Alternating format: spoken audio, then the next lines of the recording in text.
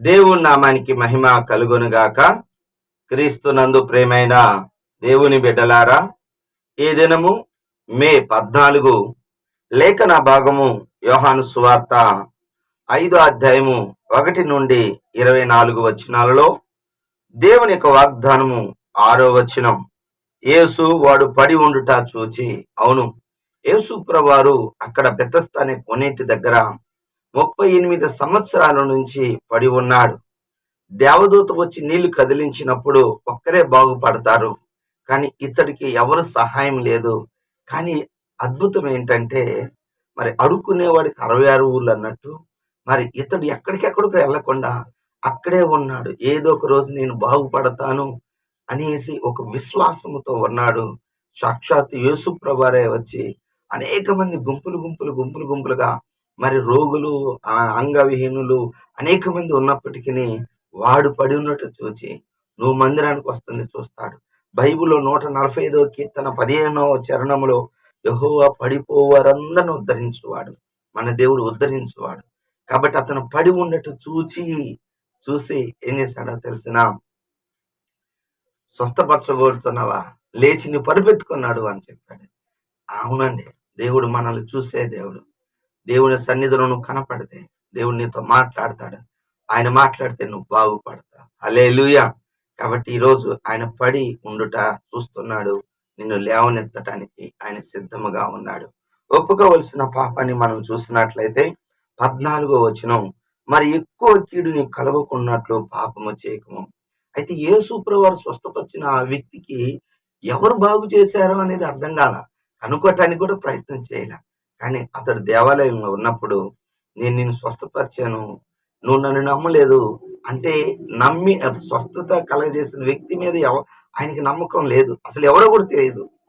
కానీ యేసు ప్రభువు అన్నాడు, మరి ఎక్కువ కీడు అంటే బాగుపడిన తర్వాత దేవుని నమ్మాలి. అతడు నమ్మాడు. చాలా మంది వెళ్ళిపోతూ ఉంటారు. 10 మంది కుష్ఠరోగులు బాగైతే ఒక్కడే వచ్చి దేవుని మహిమపరిచాడు. కానీ మిగతా వాళ్ళు, అవును, వాళ్ళు శారీరక స్వస్థత పొందుకున్నారు, కానీ మరి ఈ సామరీయుడు మాత్రము ఆధ్యాత్మికంగా అనగా రక్షించబడ్డాడు. ఈ వ్యక్తి తర్వాత, అంటే మనము స్వస్థత మేలు పొందుకున్న తర్వాత ఆయన నందు విశ్వాసం ఉంచకపోతే మనకి కీడు ఎక్కువ జరిగింది. జాగ్రత్త. యెహోవాను విడిచి తిరుగు వారికి ఆ శ్రమలు విస్తరిస్తాయి. చివరిగా ఆజ్ఞ మనం చూసినట్లయితే 24వ వచనము, విశ్వాసం ఉంచిన వాడు నిత్య జీవం కలిగిన వాడు. అవునండి, విశ్వాసం ఉంచాలి. నినివే పట్టణం అనేది నాశనం అవుతుందని మరి యోనా గారికి చెప్పినప్పుడు, యోనా మొదటిగా నమ్మలేదు, కానీ అంటే అతడు వెళ్ళలేదు. మరి తర్వాత మరి ఆ మత్స్యము కడుపులో, అనగా చేప కడుపులోని ప్రార్థన చేసినప్పుడు ఆ చేప ఆ మత్స్యము నినివే పట్టణం దగ్గర కక్కి వేసింది. ఒక్క దినమంతా ప్రయాణం చేసి, అది 3 దినాలంత ప్రయాణం, అటువంటిది ఒక దినమంతా ప్రయాణం చేసి నినివే పట్టణము 40 దినములో నాశనం అవుతుంది అని ప్రకటించినప్పుడు, అందరూ కలిసి, అంటే చిన్నవాడు పెద్దవాళ్ళు రాజులు అందరూ కలిసి దేవుని యందు విశ్వాసం ఉంచి పశ్చాత్తాపడి పాపాలు ఒప్పుకున్నారని యోనా గ్రంథం 3వ అధ్యాయం 5వ వచనం సెలవిస్తుంది. వారు పశ్చాత్తాపడి అందరు బ్రతికారు. నినివే పట్టణం నాశనం కాలేదు. అలాగనే నా యందు విశ్వాసం ఉంచిన వాడు చనిపోయినను తిరిగి లేస్తాడని యోహాను సువార్త 11వ అధ్యాయం 25వ వచనం. ఆయన యందే నిత్య జీవం.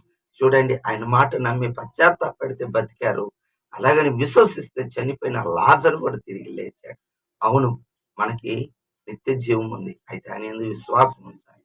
విశ్వాసము ద్వారా గొప్ప కార్యాలు జరుగుతాయి. దేవుడి మాటలు దీవించును గాక. ప్రార్థన చేసుకుందాం. ప్రేమ కలిగిన తండ్రి, యేసయ్యా నీకు వందనాలు, నీ కృతజ్ఞతాస్తుతులు చెల్లించుకున్నాను. దినమంతా మీరు తోడుపడండి. మీ కృపలో నాయన ఈ ఉదయకాలం నీ సన్నిధి, నీ సహవాసం అనుగ్రహించి బలపరచమని, మహిమను తెచ్చుకొని గొప్ప కార్యం జరిగించమని, విశ్వసించిన వాడికి నిత్య జీవం ఆయన. అయ్యా నీకు వందనాలు, స్తోత్రం. మేము పడి ఉండటం చూసే దేవుడు, పడిన వారిని లేవనెత్తే దేవుడు, లేవనెత్తి కృప చూపించండి. ఏ విషయంలో పడిపోయినారో వాళ్ళని లేవనెత్తి నీ నామానికి మహిమ తెచ్చుకోమని యేసు నామములో ప్రార్థిస్తున్నాను తండ్రి. ఆమేన్. తండ్రి యొక్క ప్రేమ, కుమారుని యొక్క కృప, పరిశుద్ధాత్మ దీవెన సదాకాలం మనందరి తోడుగా ఉండును గాక. ఆమేన్. హల్లెలూయా. దేవుడు మిమ్మల్ని దీవించును గాక. ఆమె